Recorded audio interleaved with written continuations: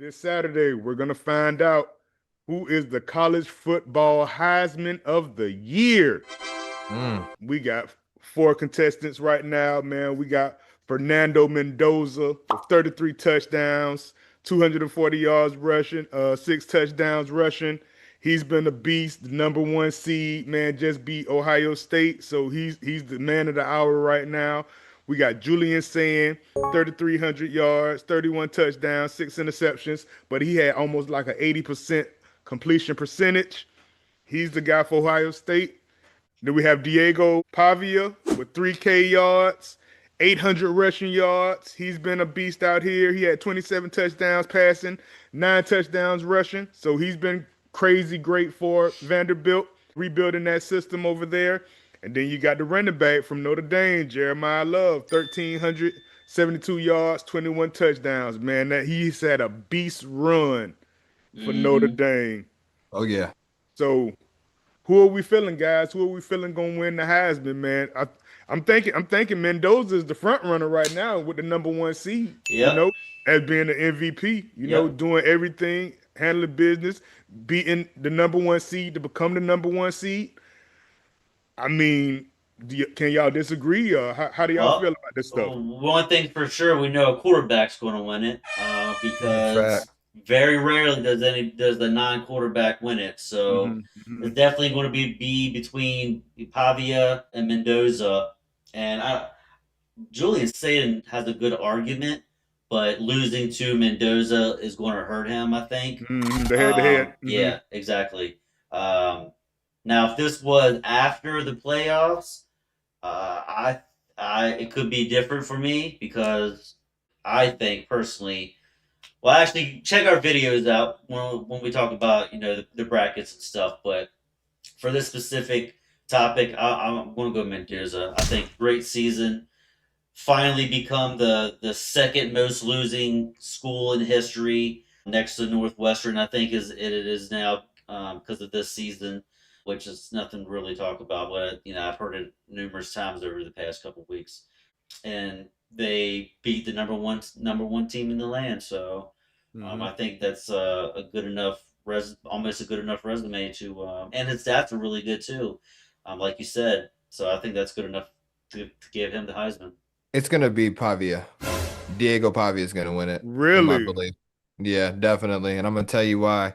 First and foremost, though, Jeremiah Love, great season, taking nothing away from him. 1,300 yards rushing, 18 touchdowns, and that's a great season. He's gonna be a hell of an NFL running back, but they're not gonna give it to a running back unless you do something so astounding that like it's Hmm. undeniable, and it Yeah. has to be a slightly down year for Well, this is like quarterbacks, a in my Reggie Bush type estimation. year.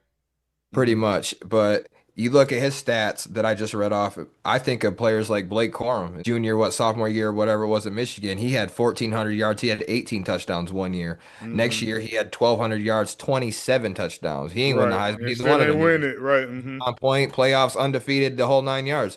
Hmm. Jeremiah Love's not going to win this trophy, you guys. Definitely quarterbacks award, but like I said, I think Diego Pavia stands out because number one, he does more than Julian Sayin and Mendoza do. He's a dual threat, nothing to sneeze at. 3,100 yards passing, 27 touchdowns, eight interceptions. Did that with a 72% completion rating. And not only that, you add on his rushing stats, 826 yards, an additional nine touchdowns. Nine And the touchdowns. biggest thing I'm looking at, gentlemen, is strength of schedule. Indiana, Ohio State, couple tough games all year, one being against each other just last week in the Big Ten Championship, right?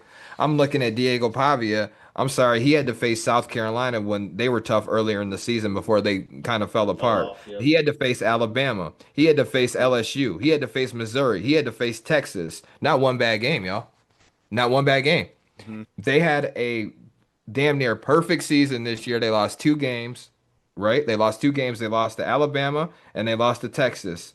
They lost to Texas by three and they lost to Alabama by 16. But the first half of that game was close and the Was Bama pulled good. away, It being at Hmm. was. home second Hmm. half, but still him in that game threw for buck 96, not his best game. One touchdown, one pick, ran for 58 yards. I mean, it's Bama. It's a tough game, but Right. not a bad game per se. Not one Hmm. bad game by my account. When you do that and you do more, being a dual threat, not only efficient and effective throwing the ball, but you're killing it just as much running the ball. I just named off all them games against all them teams, bro. No way they don't give it to Diego Pavia. He's my Heisman winner. I think he gonna get that shit. I Hmm. see your argument, but correct me if I'm wrong, but they don't give it to anybody who's not in the, at least not in the playoffs, do they? Yeah, they do. Who Caleb Williams? they weren't I in the mean, playoffs? No, hell no. nah. Hmm. Well, I don't even know how long ago was that. 2 or 3 years ago? Well, like 3 years ago or 3 something years like that. ago? I think There when was they had a a that was 14 a four. playoffs, I but was they about to say still, that was a yeah, 4 team. yeah. 12 teams, but I feel like 12 teams a little bit a better argument to say that they didn't even make the playoffs. So, given Indiana's remarkable season or whatever, I mean, I don't disagree with you. Pavia has done it all the stats. He's faced a much harder schedule. I don't disagree with you, but I just feel like the committee and all them voters will just give it to the guy with the better team, the higher ranking, and the feel good story type situation. Yeah, Mendoza, man, Mendoza been going crazy, especially with this last game. I felt like he just went through the roof. If he would have lost this last game, I don't even think he'll be really mentioned. This last game with Ohio State, how he was so poised, man, how he threw that ball or whatever, like right through the sideline or whatever, with 2 minutes left to go. Like the man, tough as nails, bro, for real. And I haven't heard anything about this boy, whatever, to this year, man. And this man took these boys all the way, damn near to man. These boys gonna try to run the table, They you will. know. Man, he's just been great. He's just been great. Not a lot of big name guys that came over there. And Indiana is a basketball school, bro. I've never heard anything about Indiana Not in football football. ever, bro. Nope. Ever. And this man that came and did this stuff, like, he is the guy, bro. He is the guy. I just see him as the front runner of this shit right now. To answer your question, Wes, yes, last year Travis Hunter, Colorado was in no danger of making any playoffs Yeah, last but year. he played a dual. He played dual on offense and defense. So that's Very true. Hmm. Jaden Daniels in 2023, they didn't make the playoffs that year. Hmm. Go back a few years back, you had what Kyler Murray, Baker Mayfield, Right. Lamar. It does happen, but like I said, I could see it. I could see it.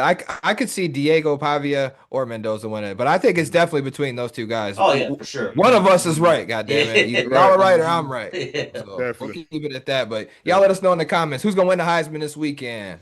Chime in.